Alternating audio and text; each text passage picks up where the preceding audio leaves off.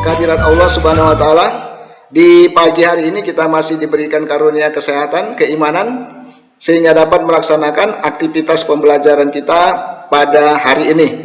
Salawat beriring salam kita ucapkan kepada junjungan kita baginda Nabi besar Muhammad sallallahu alaihi wasallam. Senang rasanya Bapak bisa berjumpa lagi ke anak-anak sekalian di bidang studi prakarya pada semester genap. Di pertemuan yang ketiga, kita akan membahas mengenai budidaya ikan hias.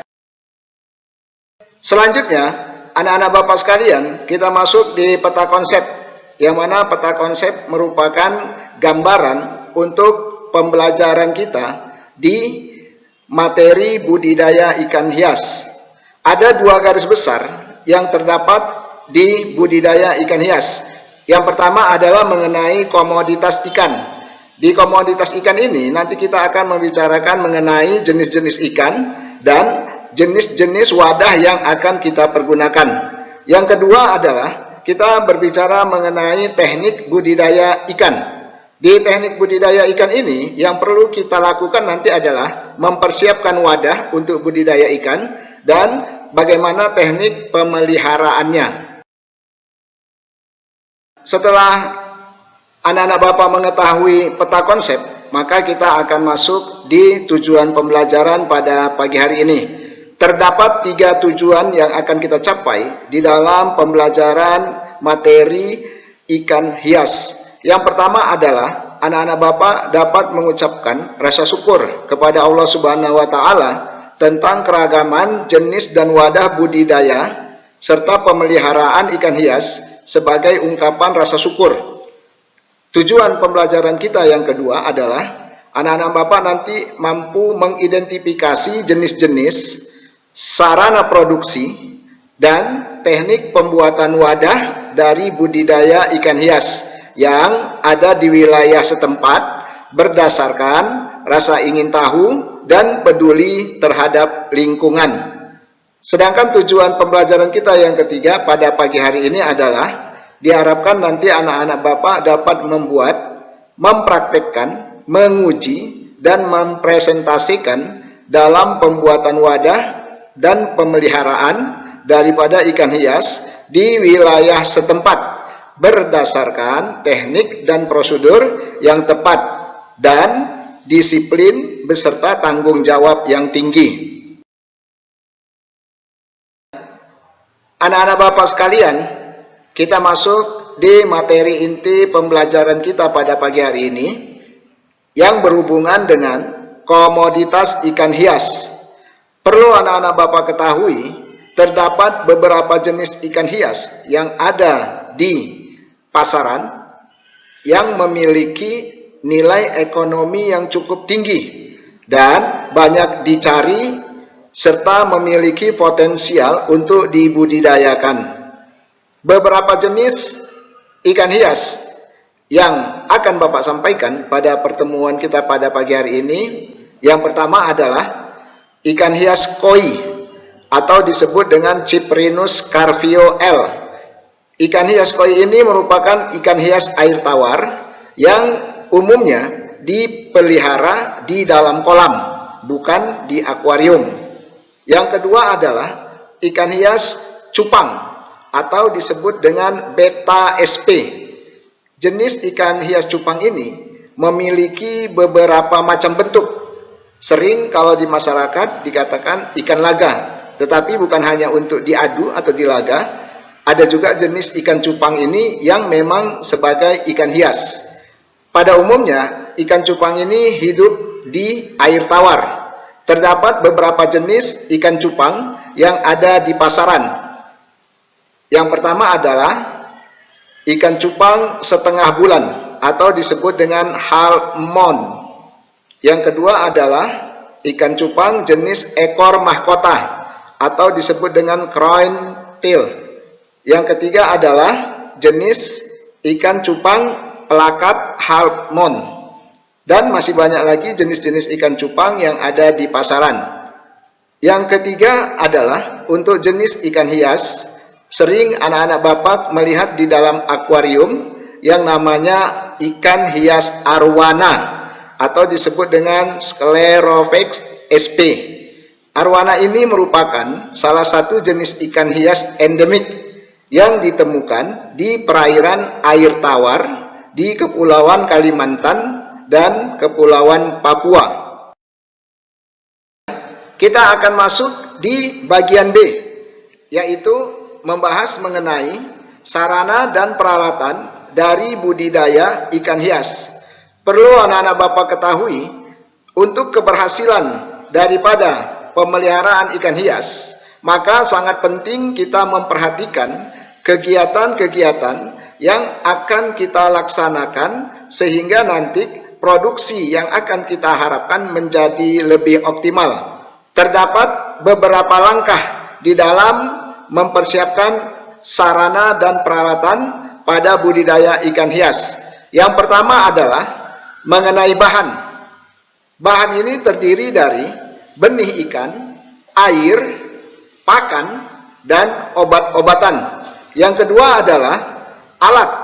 Alat ini sangat mempengaruhi juga untuk keberhasilan daripada pemeliharaan ikan hias. Yang pertama, alat ini penggaris, serokan atau jaring, kemudian alat sortir beserta timbangan.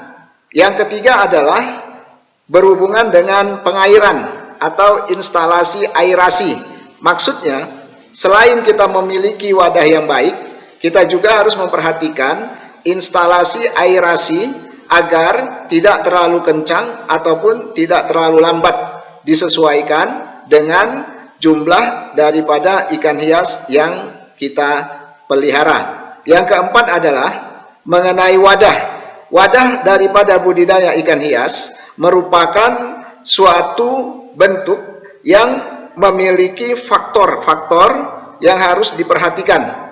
Ada beberapa pilihan dalam melakukan pemilihan wadah untuk budidaya ikan hias yang tepat, yaitu wadah boleh berupa kolam, berupa bak, dan juga sering kita lihat berupa akuarium. Setelah kita membahas mengenai sarana dan peralatan, maka kita akan masuk di bagian C, yaitu persiapan wadah untuk budidaya ikan hias. Anak-anak Bapak sekalian, untuk membuat suatu wadah, alangkah baiknya sebelum kita melakukan suatu pekerjaan tersebut, kita akan melakukan observasi ke tempat-tempat pembudidayaan ikan hias yang ada di seputaran tempat tinggal kita untuk sebagai studi perbandingan. Dan kita setelah melakukan observasi, maka kita masuk ke tahapan percobaan yang selanjutnya kita akan membuat suatu wadah yang nantinya menjadi tempat daripada ikan hias yang mau kita pelihara. Ada dua langkah dalam pembuatan wadah budidaya ikan hias. Yang pertama adalah kita harus membuat suatu perencanaan, persiapan bahan dan alat, proses pembuatan. Yang kedua adalah untuk persiapan wadah budidaya, maka langkah-langkahnya adalah setelah kita selesai membuat suatu bentuk wadah daripada budidaya, maka setelah selesai kita akan melakukan pencucian wadah, kemudian pengeringan. Setelah wadahnya kering, maka kita akan mempersiapkan pengisian air beserta instalasi aerasi. Anak-anak Bapak sekalian, setelah wadahnya kita isi dengan air dan instalasi aerasinya sudah selesai, maka langkah berikutnya adalah kita masuk di bagian yang D, yaitu pemeliharaan ikan hias. Setelah Ananda melakukan pengisian air beserta instalasi aerasi, maka saatnya Ananda akan melakukan budidaya ikan hias yang memiliki suatu langkah-langkah sebagai berikut. Yang pertama adalah perencanaan. Perencanaan ini maksudnya adalah menentukan jenis ikan, menentukan jadwal kegiatan, dan menentukan tugas-tugas daripada individu yang akan melaksanakan pada saat pemeliharaan ikan hias. Yang kedua adalah Ananda nanti harus menyiapkan sarana produksi. yaitu benih ikan, pakan ikan, tanaman air, beserta obat-obatan. Yang ketiga adalah nanti Ananda akan melakukan suatu proses pembesaran daripada ikan hias, sehingga nanti akan dibutuhkan pemberian pakan, pemeliharaan, pengendalian penyakit, beserta teknik pemanenan.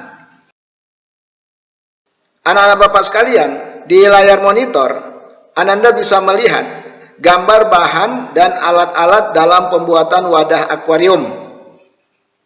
Yang pertama sekali adalah bahan-bahan apa saja yang akan dipergunakan. Bahan-bahan yang dipergunakan dalam pembuatan akuarium adalah yang A, berupa potongan kaca, yang mana potongan kaca ini sudah diukur berapa panjang, lebar, dan tingginya. Di gambar bagian B adalah lem silikon. Lem silikon ini berfungsi untuk merekatkan antara satu kaca dengan kaca yang berikutnya. Sedangkan di gambar bagian yang C adalah mengenai lakban atau disebut dengan isolasi. Lakban ini berfungsi untuk menahan pada saat diberikan pengeleman, karena prosesnya masih belum kering betul untuk pengeleman di kaca yang sudah disatukan. Berikutnya adalah di bagian bawah mengenai alat-alat. Alat-alat yang dipergunakan dalam pembuatan wadah akuarium adalah A, cutter. Cutter ini berfungsi untuk memotong benda-benda yang permukaannya bisa dikatakan halus dan penggunaannya perlu kehati-hatian.